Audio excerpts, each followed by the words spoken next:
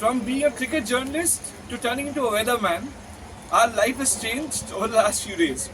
Ever since we have reached in Greater Noida for the one-off test match between New Zealand and Afghanistan, we have only been giving updates about how the weather would be, how the surface is, because we haven't had a game.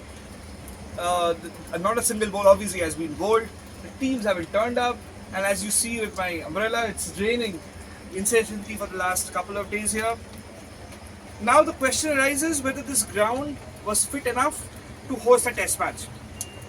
Well, the answer would be no, because Afghanistan has in the past hosted quite a few limited overs game here, but this was the first time it was hosting a test match.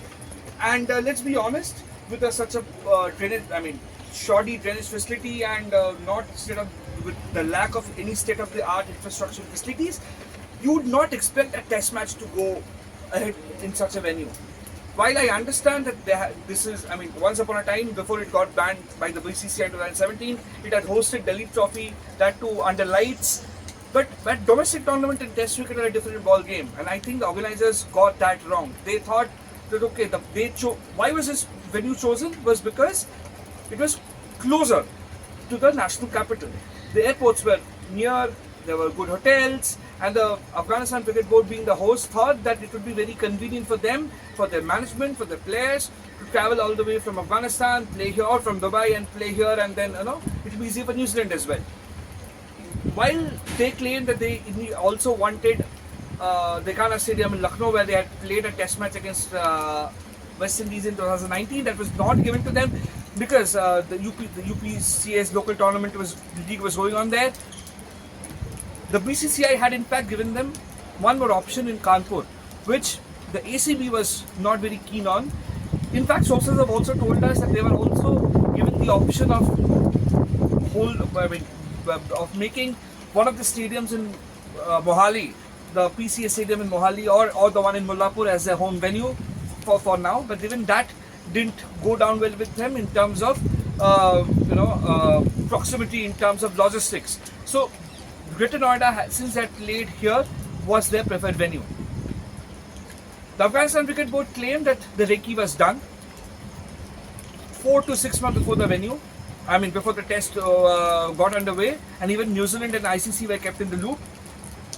But come on, nobody would. When it rains in this part of the world, it is also the prerogative of the host association or the host board to get in touch and to with the local authorities and also find out what the situation is. You just can't just blindly go and play a game without understanding whether we have a proper drainage system, whether you have a proper the facilities. This ground has nothing. It only hosts, ever since being banned in 2017, it only hosts those private leagues, the corporate tournaments, which are obviously the standard of that is nothing close to even a domestic tournament. So having a game here itself, is the root cause of all the problems.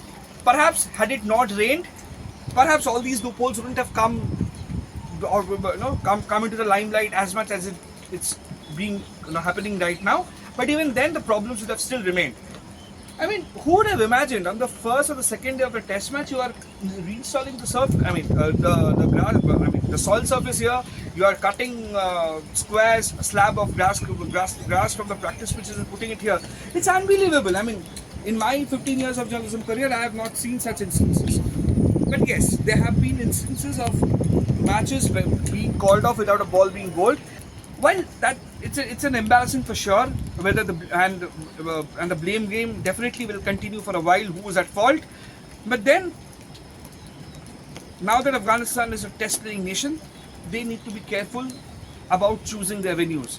When you are inviting teams, you just can't, you can't have any room for error. Teething troubles happen. That is understandable. But this is not teething trouble. This is a sheer embarrassment for the cricketing fraternity and also for the Afghanistan Cricket Board. Teams will be apprehensive going forward, playing, and where they, I think going forward, the Afghanistan Cricket Board also needs to come up and have discussions with the BCCI and tell them and convince them to give them a better ground. The BCCI on its part should also lend a helping hand and also see that the ground that is being offered is at least of a decent, basic facilities are intact.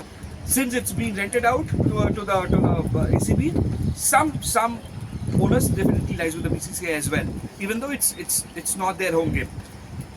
The players obviously are disappointed. Nobody has addressed the media, but on the eve of the game, when it was raining, Afghanistan captain Hashmatullah Shahidi had said that nothing has changed in this venue since they played here 4.5 years ago, and his words have come true. I mean, this series will not have any impact. This one-off test will not have an impact on either of the teams because it's not part of the WTC. New Zealand will go on to play Sri Lanka and India for a longer series over the next 7-8 weeks here. But then, such sites are definitely not good advertisements for the game, and all the concerned authorities need to be careful going forward.